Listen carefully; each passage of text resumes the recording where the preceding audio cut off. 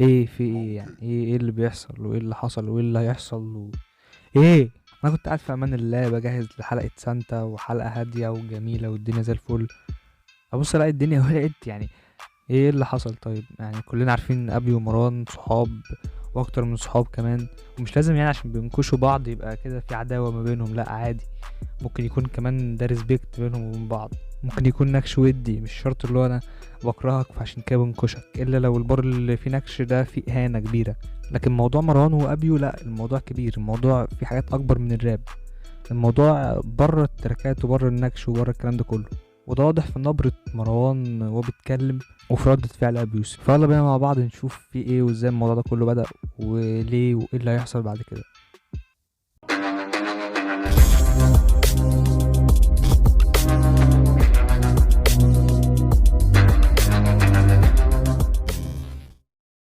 بص، لو انت مش متابع ومش عارف قد ايه مروان وأبي صحاب، فهم عملوا اكتر من عمل مع بعض. من اهمهم او اشهرهم يعني تراك بغبغان لأبي يوسف ولا مفيش لمروان موسى. مروان وابيو من اكتر الناس اللي بتحس ان في كيميا بينهم يعني. صعب تسمع تراك ليهم هما الاتنين مع بعض وما تحبوش. وبرضه من زمان كان في نكش ما بين ابي ومروان في اكتر من تراك يعني، بس الدنيا عادي، هما الاتنين كانوا صحاب رغم النكش ده يعني. ومن الامثله اللي جت في بالي عن نكشهم لبعض، مثلا في تراك رابتور لمروان موسى كان بيقول: رميته في الترعة وفي رجله اسمنت، رحت العشا مع رنا وحسين وبسنت، قالوا لي انت راجع من فين، ابتسمت. فنكشوا ابي. وبعد كده في تراك خنزقور بعد الدس اتغير لونك فباستهتار اتغسلت، ده المبادئك دمك اتقل من 1000 شكارة اسمنت، بجري ورا اكل عيشي انت بتطارد بسنت بتجيلي الحد. فعادي يعني، على طول هما بينكشوا بعض. طيب هل نقدر نقول ان بداية الشرارة كانت من تراك اوكي وبعدها من تراك مش فير لويجز؟ لكن الجديد المرة دي النكش اللي في الستوري اللي بعد كده رد عليه مروان موسى بتراك نكش فيه ابي يوسف ويجز. طبعا بتكلم عن تراك كله في السليم لمروان موسى اللي نكش فيه ابي يوسف ويجز.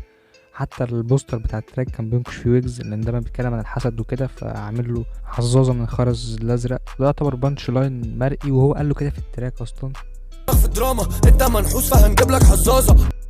كالفين اوكي كده، انا اوكي كده، انا في الاوكي. عيل حساس وبتتمرمخ في الدراما، انتوا الاتنين مش نازلين لي من زوري. ايوه اللي جاي ده دوري، يا اسطى انت بتنكش في ستوري، ليه ما بتنكش في حضوري؟ عايش الدريم كله في الايزي، انا والتيم فارد طول حاجه تو نايس.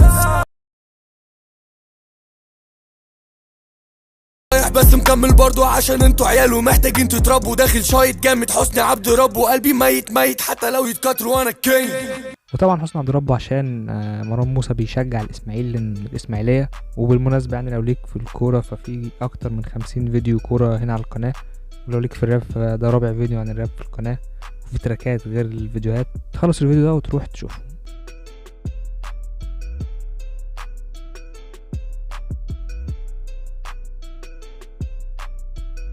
بداية كاريرك مفيش غير بيفاتك اللي بتبقى لقطة كبيرة، فانت كل شوية تتوتر وتحس انك شطبت، فتحك في اي حد وتقعد تستنى الرد.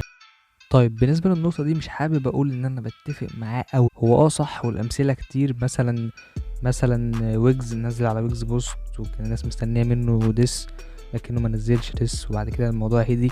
وهكذا برضو الجوكر كان فيه بوستات من هنا ومن هنا وبرضه الناس كانت مستنيه ديس. ودايما كان الابي بيعمله في الوقت ده هو انه بينزل تراك ملوش اي علاقه بالبيف او بالديس او باي حاجه الناس مستنيها اصلا. وطبعا الناس كلها كانت بتبقى فاكره هو الديس، فبتدخل تسمع التراك تلاقي مفيش اي حاجه. وبيبقى بيعمل كل ده عشان يسوق للتراك. مثلا تراك قصيره اللي كان المفروض ان هو بيرد على قصيده، بس هو ما ردش على قصيده ولا اتكلم في الموضوع اصلا.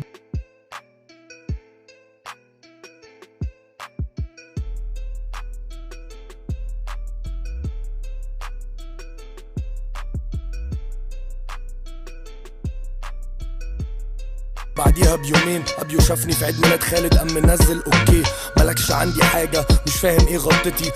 كنت فاكرك اصلي بس ازاي كده تخيب، جابوك في العيد ميلاد عشان تملك كيس، تيجي بعدها توقع على المكسيك واقول لك ساعتها يا اسطى سيلا فيك. وحابه اقول له وجوزه لو رديتها فلقك. وبعدها نزل ابيو ستوري وقال الرد في خلال ربع ساعه. طبعا هو اتاخر عن الربع ساعه، بس عموما نزل التراك.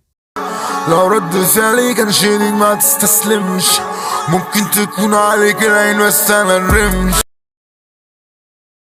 عياله محتاجين تتربوا داخل شايط جامد كلها بتشيت شيت شيت في شارع ايه.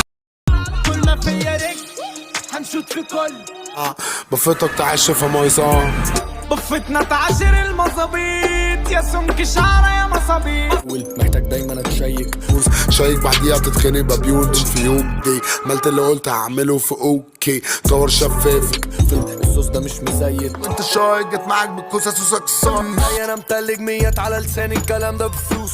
اتقل هنشوف لك مترجم. انا شفرة بتترجم. انت قضيت 1000 ليلة على اللي فات، لما شفت الهم ايدي لفت 3 لفات. الباقي بيتلف ليكوا واللي باعوا 5 ستريت بارز ملفوفين وبيحلو زي القطار قلبك.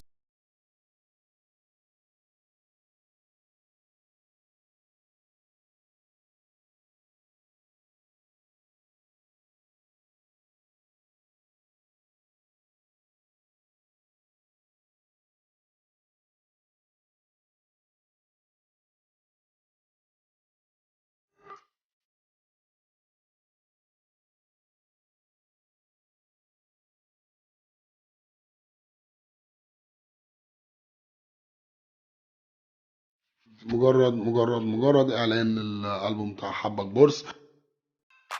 التراك اللي كان مش ديس صريح، هو كان عبارة عن نكش بس. وبرضه تراك مروان ما اعتبرش ديس صريح، لانه برضه يعتبر بيعاتبه في التراك، مش ديس صريح. ما نقدرش نقول ديس صريح وبنشاط ونقيمه بناء على كده، ولا تراك ابو يوسف برضه تقيمه على ان هو ديس.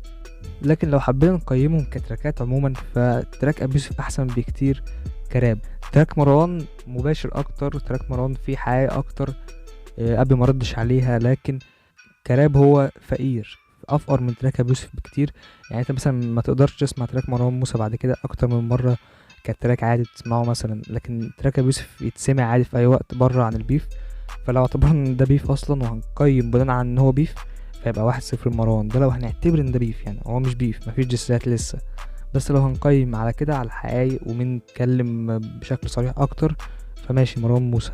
لكن لو هنتكلم على الراب ومين قدم راب احسن ومين التراك بتاعه كان غني اكتر كراب، فهو تراك ابو يوسف. وبالنسبه لي يعني انا مش مستمتع لسه باي حاجه من اللي بتحصل، يعني لسه ما فيش اي قوه في الموضوع، لسه الموضوع بارد جدا.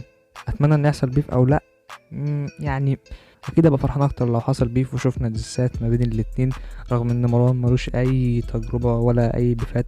فانا متشوق بصراحه ان انا اشوف له اي ديس صريح، وهو هيبقى جامد جدا في الدسات، يعني من طريقة كتابته، من أدائه. تراك زي نهاية العالم أحسن من دسات كتير. وأبي يعني احنا عارفينه، يعني عارفين قوة أبي في البيفات، فهيبقى بيف عظيم لو حصل. لكن المشكلة هو إن أصلا مش هيحصل بيف. أنا من هنا بقولك مش هيحصل بيف، اللي هيحصل هيبقى شبه اللي حصل مع شاهين أو أرسنك، لأنهم في الآخر صحاب، فالموضوع هيتلم يعني، وده في مصلحتهم هم أكتر ما هو في مصلحتنا احنا كمستمعين. وبالنسبه للناس اللي بيقعدوا يقولوا مش عارف انا زعلان اللي حصل لهم، مش عارف ايه اللي وصلهم لكده، والكلام اللي هو بيقعدوا يقطع عليهم دول، يعني هو الراب كده. انت بقى بتسمع راب بره او في اي حته، هو الراب كده. حتى في مصر الراب كان كده، معظم البيفات بتبقى ما بين صحاب، ما بتبقاش مثلا ما بين اتنين ما يعرفوش بعض. على راي راندر يعني هو كده الراب، اليوم احباب بكره اعداء، فده العادي، ما تزعلش قوي كده. هما بيستفادوا برضو من البيفات دي. وبس يعني كفايه كده عشان الحق اجهز حلقه سانتا. ما تنساش تعمل لايك وسبسكرايب وتستنى الفيديو الجاي اللي هو هيبقى عن سانتا، وفعل زر الجرس عشان الفيديو يوصلك اول ما ينزل. وسلام.